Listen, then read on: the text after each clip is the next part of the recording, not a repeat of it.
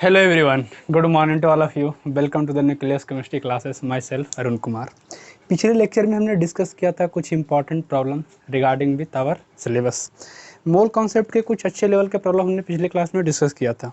आज हम चैप्टर को आगे बढ़ाते हुए कुछ इंपॉर्टेंट टॉपिक के साथ शुरू करते हैं. कॉपी पेन लेकर बैठो, है ना, चीज़ें मज़ेदार होने वाली है. आओ. तो आज का जो हमारा फर्स्ट टॉपिक है वो है एवरेज एटॉमिक, है ना, एवरेज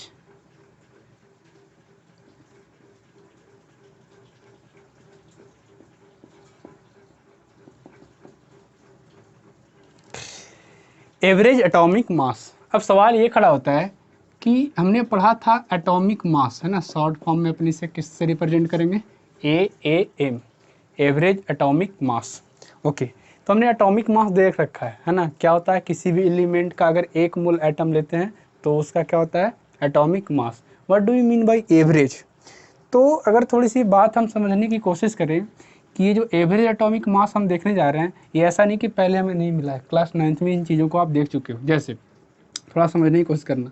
मान लो ये बोरॉन है, तो बोरॉन जो है ये 2 फॉर्म में एग्जिस्ट करता है नेचर में, है ना. एक B10 होता है और एक क्या होता है, B11 होता है. देख रहे हो, ये B10 और B11. तो B10 जो नेचर में होता है वो हमारे पास होता है लगभग 20%, राइट. कितना होता है, 20%. और B11 जो होता है वो कितना होता है, अप्रॉक्स 80%, है ना. तो अगर बात समझी जाए थोड़ी सी कि यहाँ पे हो क्या रहा है, तो B10 जो है ना, B10 वो 20% है और B11 80% है. नेचर में इस तरह से एग्जिस्ट करता है. अब बोरॉन के 2 आइसोटॉप्स हो गए ये. क्यों? क्योंकि इनका एटॉमिक नंबर सेम है और मास नंबर क्या है, डिफरेंट है. तो हम एवरेज एटॉमिक मास उस एलिमेंट के लिए बात करते हैं जिसका नेचर में एक से ज़्यादा आइसोटॉप एग्जिस्ट करता है. Like boron having 2 different isotope, one is B10 and another one is B11. तो बात समझने वाली ये है कि अगर हम B की बात करें बोरॉन की, तो इन जनरल जो इसका हम लोग मास बोलते हैं वो 11 बोल देते हैं, राइट. क्योंकि नेचर में मैक्सिमम कौन एग्जिस्ट करता है, B11, 80%. That's why we can write here 11. और इसका एटॉमिक नंबर क्या बोलते हैं, 5, है ना. तो ये हमने बात कर रखी है. अब अगर बात समझी जाए कि बोरॉन का हम अगर एवरेज एटॉमिक मास की बात करें तब वो कैसे निकलेगा, तो सिंपल होता है. एवरेज एटॉमिक मास के लिए जनरल फॉर्मूला ये है कि गिवन आइसोटॉप्स को, है ना, उनके एटॉमिक मास और परसेंटेज को आपस में मल्टीप्लाई करो. लाइक 10 × 20, है ना.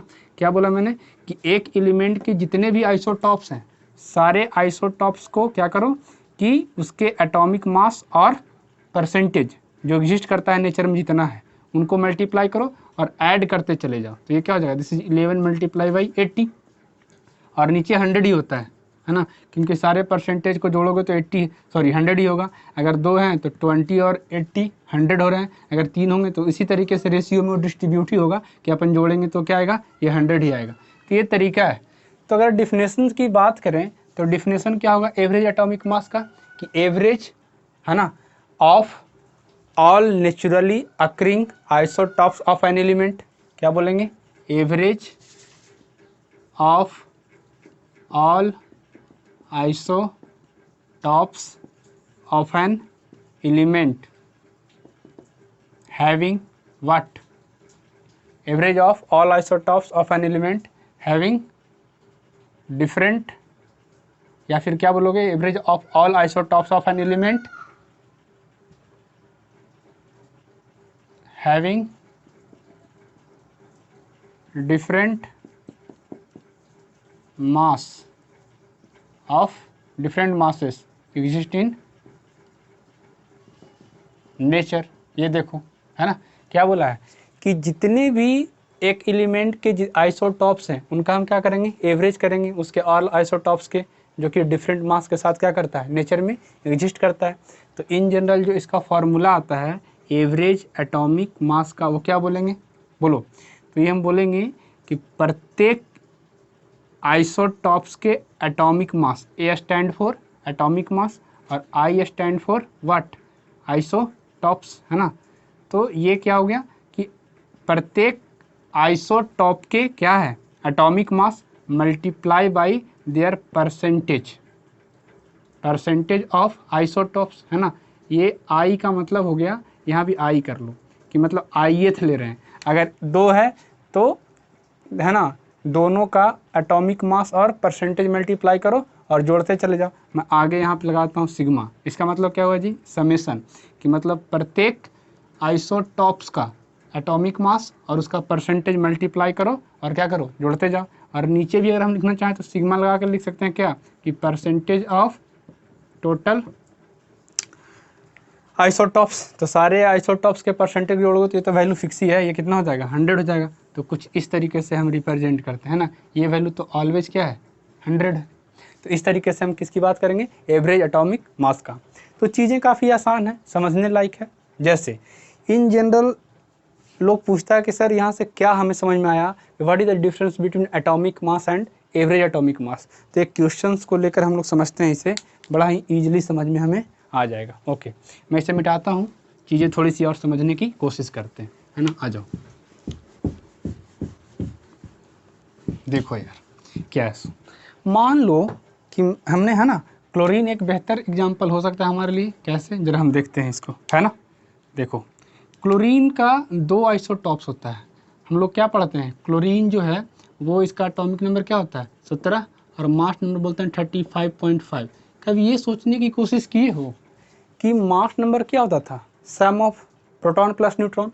तो क्या यार, प्रोटॉन और न्यूट्रॉन कभी भी, तुम जरा सोचो ध्यान से, तो प्रोटॉन और न्यूट्रॉन क्या है, नंबर्स हैं। और नंबर्स क्या होते हैं, इंटीजर्स। 2 इंटीजर्स को जोड़ोगे तो कभी भी वो फ्रैक्शन में आएगा, डेसिमल में आएगा, 35.5।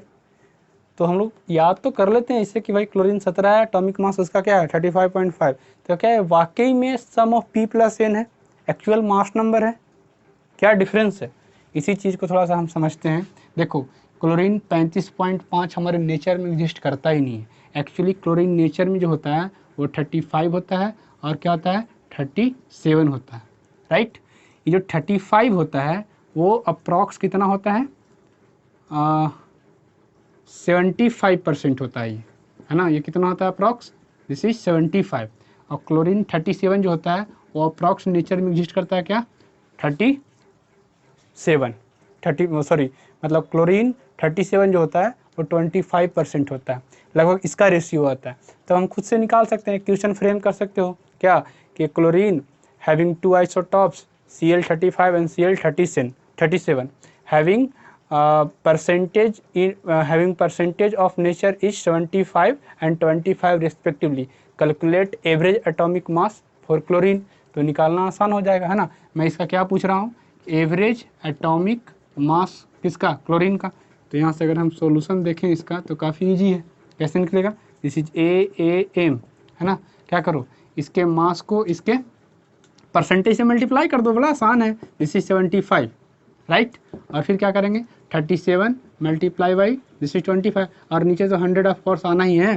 तुम इसको कैलकुलेट करके देखो, ये यही वैल्यू आएगा 35.5। ये 35.5 जो हम लेते हैं ना, वो क्या होता है, एवरेज एटॉमिक मास होता है। क्या क्लियर हुआ, ओके। तो ये हमने बातें समझ ली कि एवरेज एटॉमिक मास क्या होता है, कैसे चीज़ों को डील करते हैं, राइट। कुछ क्वेश्चन हमसे पूछे जा सकते हैं, है ना। किस तरीके से इसमें हमारे पास सवाल बनता है, जरा समझा ध्यान से, कि मैंने अभी क्या दिया, परसेंटेज दे दिया, और आपसे क्या पूछा है, एवरेज एटॉमिक मास। क्वेश्चन में एवरेज एटॉमिक मास पूछा है जब आइसोटॉप्स का परसेंटेज और उनके एटॉमिक मास दे रखे हैं। कई बार सवाल ऐसे बनता है कि एवरेज एटॉमिक मास दे देगा, है ना, और आपसे पूछेगा क्या, कि बताइए किसी पार्टिकुलर आइसोटॉप्स का परसेंटेज कितना होगा। तो मैं इस कॉन्सेप्ट को समझाने के लिए आपको एक क्वेश्चन लिखवाता हूँ, है ना, जो कि बड़ा ही आसान है, लिखें। आ जाओ, तो एक क्वेश्चन है, लिखोगे, है ना। लिखो, average atomic mass of an element, average atomic mass of an element having 2 isotopes, average atomic mass of an element having 2 isotopes which has 476 and 476 and 500 their masses respectively। मैं क्या बोल रहा हूँ कि एक एलिमेंट है, उसके दो आइसोटॉप्स हैं, है ना, कितना 476 एंड 500 उनका मास दे रखा है। ईच 496 मतलब कि ये एक एलिमेंट के दो आइसोटॉप्स हैं जिसका मास क्या दे रखा है 476 एंड 500 और उसका एवरेज एटॉमिक मास क्या दे रखा है 496। तो पूछ रहा है calculate the percentage of abundance of isotopes of the given element. Clear है? आ जाओ, क्वेश्चंस को थोड़ा सा हम देख चुके हैं किस तरीके से है, जो अब थोड़ा हम इसे समझने की कोशिश करते हैं, है ना। तो थोड़ा सुनना क्या बोला जा रहा है। सब क्वेश्चन में बोल रहा है कि एक कोई मान लो अननोन एलिमेंट है जिसके दो आइसोटॉप्स हैं, लेट से this is A1 and this is A2, है ना। इसका एवरेज एटॉमिक मास दे रखा है, कितना है जी, इसका एवरेज एटॉमिक मास दे रखा है 496, राइट। और इसका मास नंबर बोल रहा है कि क्या है, ये है 476। इस पार्टिकुलर आइसोटॉप्स का मास दे रखा है ना। और इस पर्टिकुलर आइसोटॉप्स का मास कितना बताएं 500, है ना। कितना बताया है 500। ओके, तो पूछा है कि बताइए कि इनका परसेंटेज कितना होगा नेचर में, है ना। अगर ऐसा दे रखा है तो इनका परसेंटेज पूछ रखा है, तो हमारे पास क्या मानेंगे, दोनों मिलाकर अगर सॉल्यूशंस की हम बात समझें, है ना, तो हम लोग क्या बोलेंगे कि भाई हमें इतना पता है कि कोई एलिमेंट का कितना भी आइसोटॉप्स हो जाए, 2 हो, 4 हो, 5 हो, 7 हो, 8 हो, हालांकि उतना तो एग्जिस्ट करता नहीं है, 2 हो, 3 हो, 4 हो, है ना। तो अगर इस तरह से कई आइसोटॉप्स होंगे तो सारे आइसोटॉप्स को मिलाकर भी, है ना, सारे आइसोटॉप्स को मिलाकर टोटल परसेंटेज कितना होने वाला है 100। तो हम मान लेते हैं ना कि लेट से कि इसका मान रहे हैं, है ना, कि A1 का जो परसेंटेज है वो X% है, लेट कर रहे हैं। तो सो A2 का परसेंटेज कितना हो जाएगा, ऑफकोर्स 100 माइनस X% हो जाएगा ये। अब फॉर्मूले पे चल जाओ, क्या हम लोग बात किए थे, average atomic mass is equal to क्या होगा, मास नंबर ऑफ A1 होगा ना, एटॉमिक मास ऑफ, ये गुना कर देंगे क्या कि A हो जाएगा किसका 1 का, और इसका क्या हो जाएगा परसेंटेज, बोलो, इसका हो जाएगा परसेंटेज प्लस A2 का मास नंबर और उसका परसेंटेज, और नीचे क्या हो जाएगा बताओ, टोटल जोड़ दो। तो ये टोटल तो 100 फिक्स ही है नीचे। तो एवरेज एटॉमिक मास दे रखा कितना 496, और फर्स्ट का एटॉमिक मास कितना है 476, और इसका परसेंटेज क्या आ जाएगा, देखो इसका परसेंटेज हम लोगों ने x माना है तो इसको कर दो मल्टीप्लाई x से। और A2 इसका मास कितना है 500, है ना। इसको 600 कर लो, क्वेश्चन में थोड़ा सुधार लेना, है ना। 600 कर लोगे ना तो इसका कैलकुलेशन आसान हो जाएगा। ये क्या कर लो 600 और मल्टीप्लाई बाई क्या हो जाएगा जी, दिस इज 100 माइनस एक्स, और नीचे तो वैल्यू फिक्स ही है कितना 100। ये देखो, तो यहाँ से क्या मिलेगा, x का मान मिल जाएगा, क्या हम निकाल पाएंगे यहाँ से x का वैल्यू। तो अगर तुम x निकालते हो तो क्या मिल जाएगा परसेंटेज ऑफ A1, फिर 100 में से माइनस कर देगा तो क्या मिल जाएगा यहाँ पे परसेंटेज ऑफ A2। ये तो हुआ कि जनरल तरीका, जो आप क्लास 9th में भी देखे होंगे, ऐसा कुछ क्वेश्चंस मिलता है वहाँ पे जो पढ़ना होता है। तो ये एक जनरल तरीका हो गया, है ना। अगर इसी को हम थोड़ा सा बेस्ट अप्रोच से देखें कि हम कैसे बाई शॉर्टकट्स निपट सकते हैं इस चीज़ को, कभी भी, है ना, किसी एलिमेंट का अगर एवरेज एटॉमिक मास दे रखा है तो किसी एलिमेंट का विदिन 5 सेकेंड कैसे हम परसेंटेज निकाल सकते हैं, इसमें तो कैलकुलेशन हो जाएगा, फार्मूले बैठाओ, कैलकुलेट करो, है ना, फिर x फाइंड करो, फिर दूसरे में से घटाओ। शॉर्टकट तरीका क्या है, मान लेता हूँ मैं कि A1 आइसोटॉप्स है और ये A2 आइसोटॉप है, ठीक है। कभी भी ये तरीका है, शॉर्टकट बताने की कोशिश कर रहा हूँ मैं, ज़रा समझने की कोशिश करना, है ना। ये देखो ये क्या हो रहा है, सो कि कभी भी, है ना, अगर किसी पार्टिकुलर आइसोटॉप्स का परसेंटेज पूछे, है ना, और एवरेज एटॉमिक मास गिवन हो, तो हम क्या करते हैं कि परसेंटेज सपोज करो हम निकालने जा रहे हैं किसका A1 का, लेट से किसका A1 का, तो हम पहले तो मॉड लगा लेंगे, ठीक है, क्या लगा लेंगे मॉड, और अंदर क्या करने वाले हैं कि एवरेज एटॉमिक मास में से, है ना, हम माइनस करने वाले हैं किसका मास, जिसका हम नहीं निकाल रहे हैं, निकाल किसका रहे हैं A1 का निकाल रहे हैं, है ना।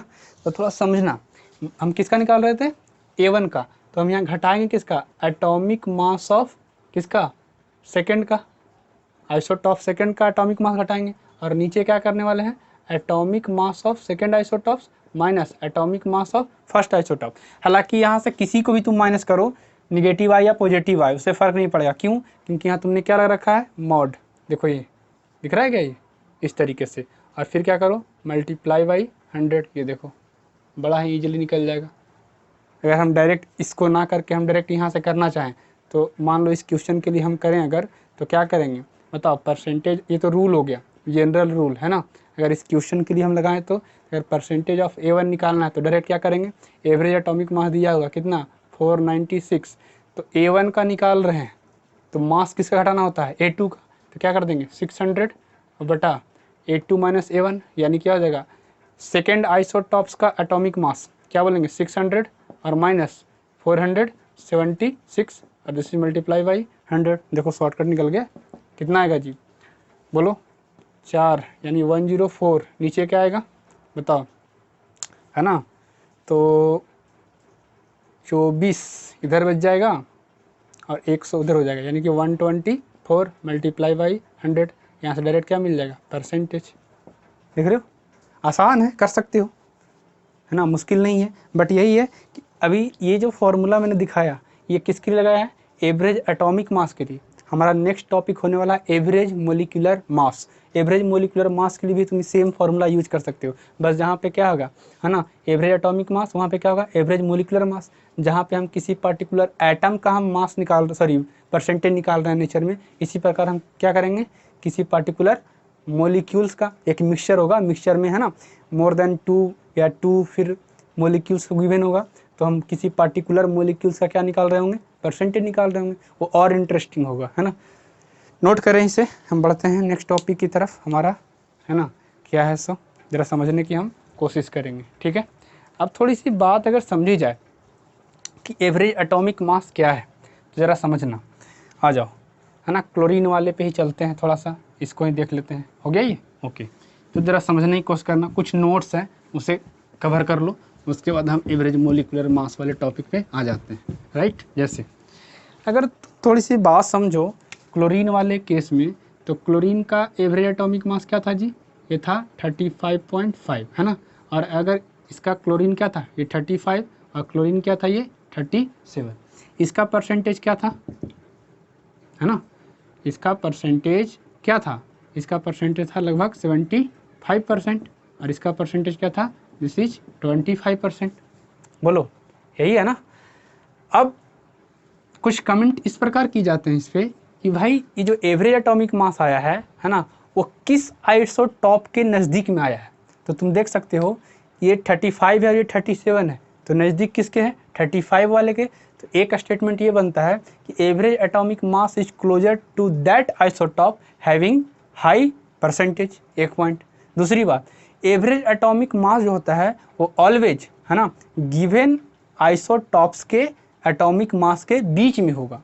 दो चीज़ें यहाँ पे इम्पॉर्टेंट है, एक तो ये है कि AAM जो होगा, है ना, वो आइसोटॉप फर्स्ट जिसका एटॉमिक मास जनरली मिनिमम होगा, मतलब मिनिमम का मतलब दूसरे से कम होगा, और यहाँ आइसोटॉप सेकंड जिसका मैक्सिमम होगा, इनके बीच में ही होगा। तुम देख लो, है कि नहीं, 35.5 is greater than 35 but less than 37। दूसरी इंपॉर्टेंट बात जो हम यहाँ पर लाइन लिखने वाले हैं वो ये है कि एवरेज एटॉमिक मास, है ना, is greater to that average atomic mass is closer to, है ना, क्या बोलेंगे, average atomic mass is closer to that isotopes which has what, high percentage. दिख रहा है, जिसके पास परसेंटेज हाई होगा, ये 75% है, तो इसी के आस करीब है ना, देखो 35.5। क्लियर देख पा रहे हो, ओके। अब हम इसी प्रकार बढ़ते हैं कुछ, है ना, इम्पॉर्टेंट और कॉन्सेप्ट की तरफ, आ जाओ,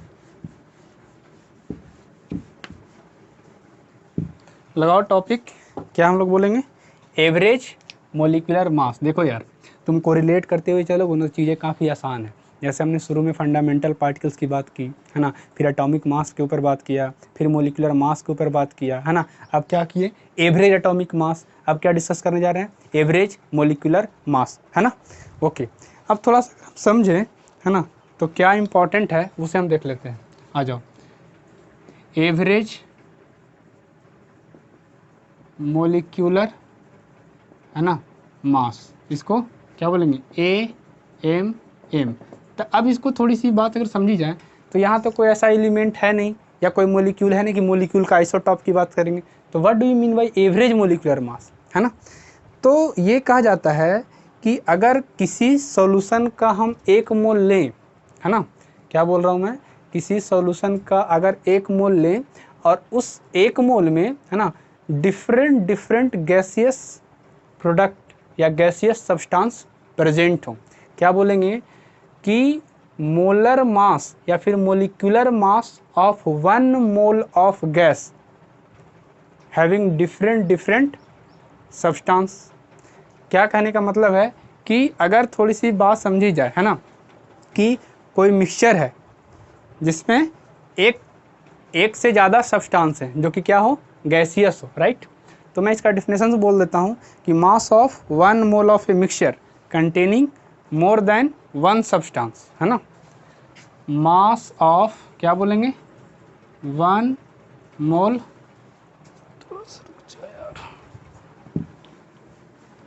देखो mass of 1 mole of a mixture, क्या बोली जा रही बात कि एक मिक्सचर है जिसका मास कितना है 1 मोल है, तो mass of 1 mole of a mixture containing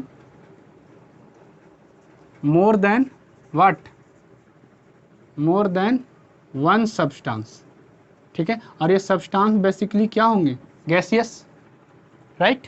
तो है ना, अब यहाँ थोड़ी सी बात समझें अगर, तो क्या बोला जा रहा है कि मान लो कि एक बीकर है ना, अब ये सॉल्यूशन बनाया हुआ है, अब इस सॉल्यूशन में एक से ज़्यादा गैसियस प्रोडक्ट, लेट से दिस इज A और B, है ना, ये भी क्या है गैस है और ये भी क्या है गैस है, और इस मिक्सचर का मान लो कि हमने कितना लिया 1 मोल, ठीक है। अब इस 1 मोल का टोटल मास कितना होगा, अब तुम सोच रहे हो सर 1 मोल का तो मास फिक्स होगा, तो 1 मोल का मास होता है फिक्स होता है ना, जब कोई एक गैस होता है, यहाँ मिक्सचर है 2 है, 2 गैस है, इसका हो सकता है 3 भी होता, तो इसका जो मास होगा 1 मोल का, है ना, ये जो मास होगा यही क्या कहलाएगा, मास ऑफ 1 मोल क्या कहलाएगा जी, average molecular mass, average molecular mass. आई बात समझ में, ओके। तो ये हमें समझ में आया कि चलो भाई ये कुछ इस तरीके से। अब जरा समझना कि मान लो कि हमारे पास है ना, इन जनरल जो हम देखते हैं उसका एग्जांपल मैं लेता हूँ, लेट से एयर। तो एयर अगर हम देखते हैं तो एयर में मेनली क्या कंपोनेंट होते हैं, एक N2 और दूसरा O2, देख पा रहे हो, एक N2 दूसरा O2, N2 का मास बोलो 28 और O2 का मास कितना हो जाएगा, दिस इज 32। तो इसका एवरेज एटॉमिक मास कैसे निकलेगा, इसके परसेंटेज के ऊपर डिपेंड करेगा, इसी प्रकार निकाल देते हैं ना, उसी प्रकार हम करेंगे जैसे हम लोग एवरेज एटॉमिक मास में किए थे। ओके, तो इसे हम लोग नोट करेंगे और आगे बढ़ेंगे, देखेंगे कि क्या इक्वल है ना, क्या इंपॉर्टेंट है इसमें सो, ठीक है। आ जाओ, तो अगर थोड़ी सी बात समझी जाए एवरेज एटॉमिक मास का, आ जाओ यार,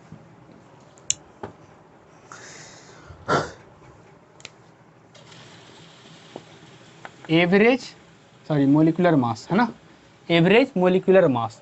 तो एवरेज मोलिकुलर मास क्या कहता है कि इसका फॉर्मूला होता है टोटल मास, है ना, total mass upon total moles, ये जनरल फार्मूला हो गया, ठीक है। इस तरीके से वहाँ क्या था फार्मूला कि प्रत्येक आइसोटॉप के मास को उसके परसेंटेज से मल्टीप्लाई करते जाओ और आपस में जोड़ते जाओ और डिवाइड बाई 100। इसका दूसरा फॉर्मेट भी हो सकता है इस फॉर्मूले का, है ना, कभी कभी ऐसे भी लोग दिखाता है, टोटल मास है ना, तो मान लो कि मोल्स गिवन होगा, अगर सपोज करो मोलिक्यूल्स के मोल्स गिवन होंगे, तो सभी मोल्स को क्या करना, उसके मोलिकुलर मास से क्या करना, मल्टीप्लाई कर देना और सबको सम कर दो।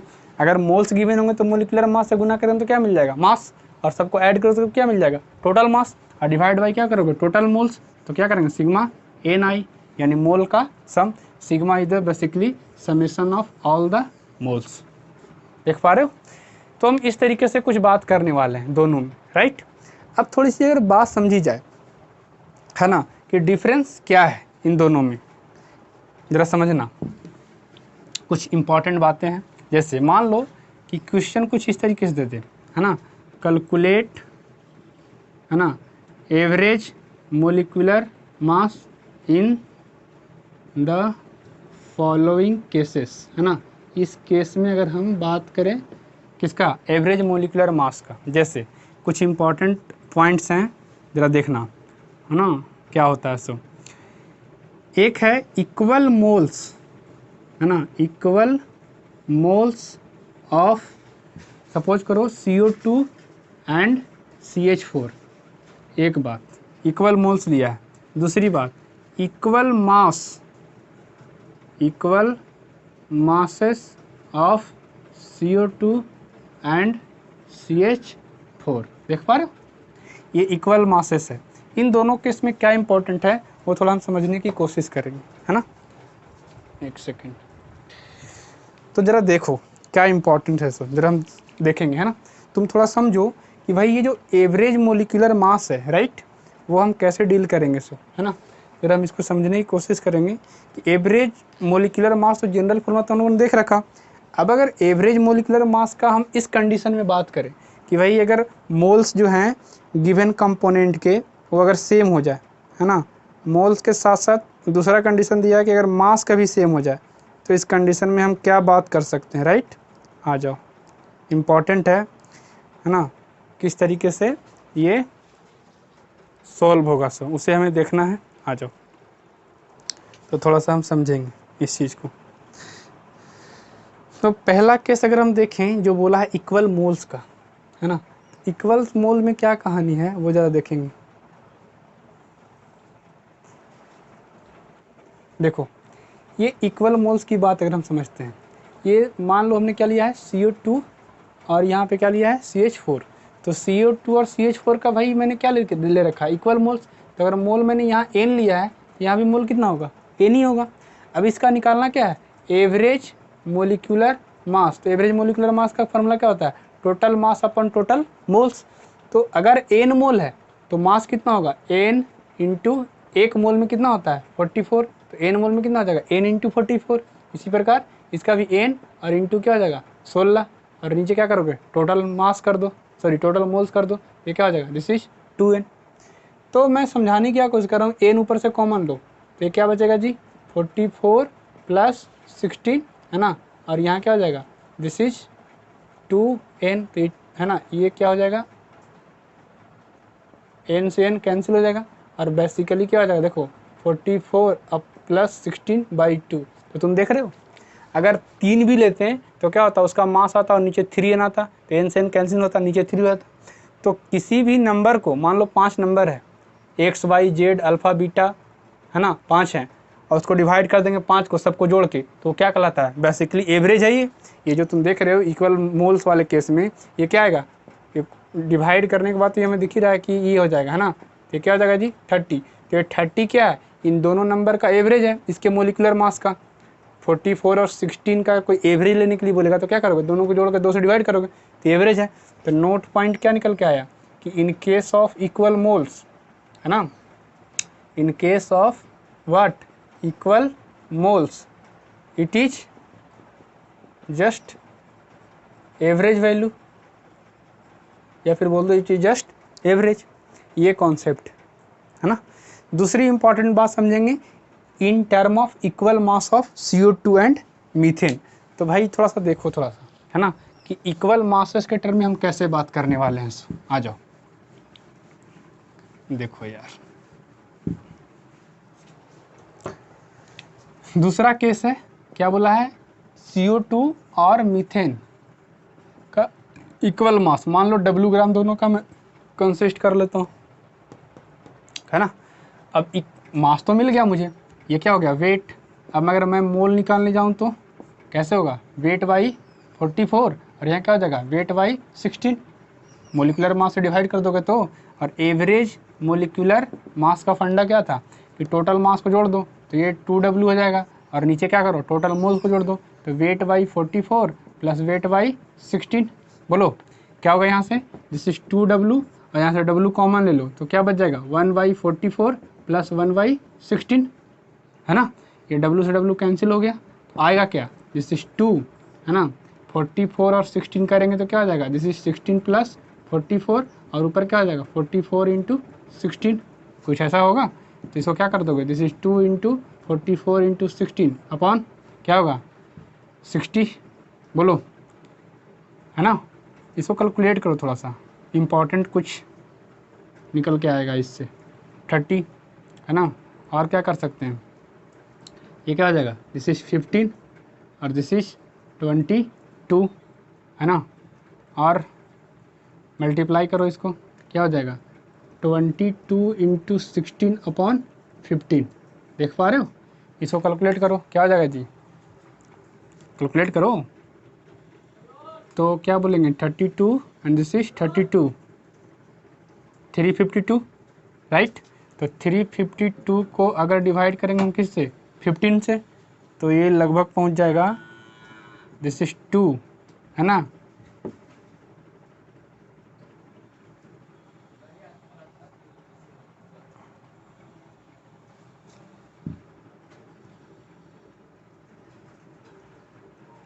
और क्या हो जाएगा, ये लगभग 15, 35 मल्टी डिवाइड करो क्या हो जाएगा 15 2 जा 30, है ना। 5 बचेगा तो 52, तो 15 3 क्या हो जाएगा 45, 45 और क्या बचेगा 7, तो इस क्या हो जाएगा 70 और ये क्या हो जाएगा 23.4 के आसपास हो जाएगा। तो तुम देखो ये देख पा रहे हो, इसका वेट कितना था 44 और इसका वेट कितना था, है ना 16।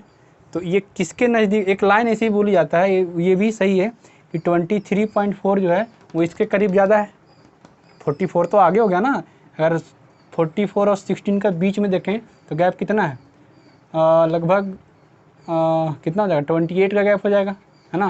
और 28 को आधा करोगे तो कितना हो जाएगा 14, तो जोड़ोगे तो कितना हो जाएगा 28 और 2 कितना 30, और उसके पीछे ही है तो ये किसके करीब जा रहा है, लगभग इसके करीब जा रहा है 16 के। तो हम ये बोलते हैं in case of equal masses average atomic mass is closer to that molecules या that gas which have lower molecular mass. एक टर्म सिर्फ दिखने के लिए हम ये बात कर रहे हैं, है ना। क्या बोलेंगे कि average molecular mass is closer to that gas which has what lower molecular mass, देख पा रहे हो इसी करीब ज़्यादा होगा ना 23.4, क्योंकि इससे तो ये काफ़ी दूर हो जाएगा। तो ये एक इम्पॉर्टेंट बात निकल के आती है, ठीक है। आओ कुछ क्वेश्चंस कर लेते हैं हम इसमें से, ठीक है।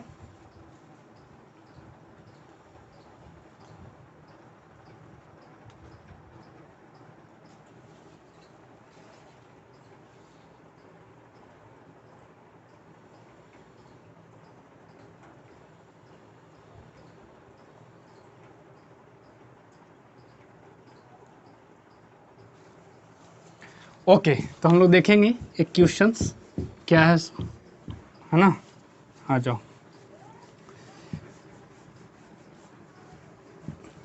बोला है कैलकुलेट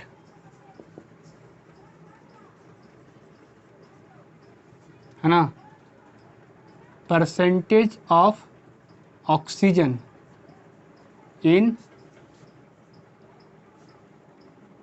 इन ओजोनाइज्ड ऑक्सीजन, है ना, which has having average molecular mass is 36। बोला है कि एक ओजोनाइड ऑक्सीजन सिस्टम है। अब ओजोनाइड ऑक्सीजन क्या होता है वो मैं डील करता हूँ। इसमें ऑक्सीजन का पूछ रहा है परसेंटेज, राइट, और बोला है कि एवरेज एटॉमिक मास कितना है 36 है ना। तो थोड़ा सा अगर हम समझने की कोशिश करें कि क्या होता है, पहले हम वर्ड समझेंगे ओजोनाइज्ड ऑक्सीजन। ओजोनाइज्ड ऑक्सीजन ये क्या होता है, राइट। तो ओजोनाइज्ड ऑक्सीजन क्या होता है कि ये एक क्या है, पूरी तरीके से ना O2 है ना पूरी तरीके से O3 है ना। कुछ O2 जो है वो कन्वर्ट किस में हो रहा है, O3 में कन्वर्ट हो रहा है, कुछ इस तरीके से है ये, है ना। ये देखो बैलेंस हो गया दोनों तरफ, यानी ये तरीका है, ठीक है। एवरेज एटॉमिक मास कितना दिया है जी, 36, और इसके दो मतलब इस मिक्सचर में क्या है, दो गैस है, एक O2 और एक O3 है। तो अगर मास समझे एक O2 और एक O3 की, तो O2 कितना है, O2 कितना, यही तो पूछा है ना। तो O2 का वेट तो हमें पता है कितना होता है, this is 32 gram and this is कितना हो जाएगा 48 ग्राम। और इसका क्या पूछा है, परसेंटेज, तभी तो शॉर्टकट तरीका हम पढ़े थे। अब एक तरीका तो हो सकता है कि वो तुम इक्वल करो, इसको x मानो, इसको 100 माइनस x करो, फिर मल्टीप्लाई करो, फिर इसके बराबर करो। शॉर्टकट तरीका अगर हम अपनाएं तो क्या बोलेंगे, बोलो, परसेंटेज निकालना है किसका, O2 का। तो क्या करेंगे, एवरेज एटॉमिक मास लेंगे, उसमें से माइनस करेंगे उसका मास जिसका हम नहीं निकाल रहे हैं। तो किसका नहीं निकाल रहे हैं, O3 का। इसका मास क्या हो जाएगा, दिस इज 48, राइट। और नीचे क्या हो जाएगा, बोलो, 48 माइनस 32 हो जाएगा, 48 माइनस 32 है ना। और दिस इज मल्टीप्लाई बाई 100, तो क्या हो जाएगा, ये निगेटिव से कोई मतलब नहीं है, ये मॉड लगा हुआ है। तो 36 और 4 कितना होता है 40, और 8 कितना हो जाएगा, दिस इज 12, और 48 माइनस 32, 8 और 8 कितना हो जाएगा, दिस इज 16 इंटू 100। क्या बोलेंगे जी, 4 को 3 से मल्टीप्लाई करो 12 आएगा, 4 से 4 को मल्टीप्लाई करो क्या आएगा 16, यहाँ से इसको कर दो 25, मल्टीप्लाई करो तो क्या हो जाएगा, दिस इज 75%, है ना। यानी कि इस मिक्सचर में O2 कितना है 75%, तो जाहिर सी बात है कि O3 कितना हो जाएगा, दिस इज 25%। तो ये एक शॉर्टकट तरीका है जिससे हम काउंट कर सकते हैं। ओके, तो ये कुछ इंपॉर्टेंट कॉन्सेप्ट था regarding with average atomic mass, average molecular मास, है ना। उससे कुछ क्वेश्चंस हमने देखा, कॉन्सेप्ट हमने क्लियर किया। अगले क्लास में हम कुछ इंपॉर्टेंट और कॉन्सेप्ट के साथ मिलेंगे, तब तक इसे पढ़ते रहें, है ना। Thank you.